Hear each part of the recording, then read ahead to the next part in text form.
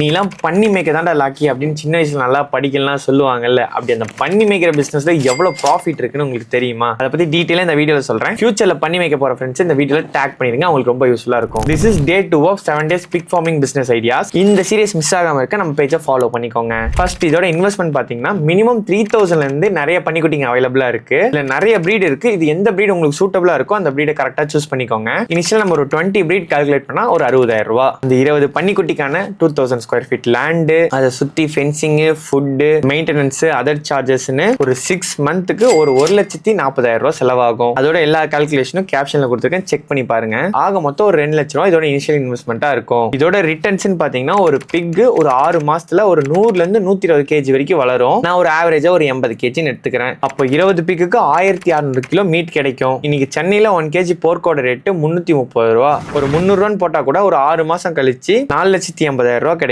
நமக்கு ப்ராஃபிட் மட்டுமே 2,80,000 ரூபாய் கிடைக்கும். இதுல வர profit depends on their area, market and பிக்கோட பிரீடை பொறுத்து மாறும்.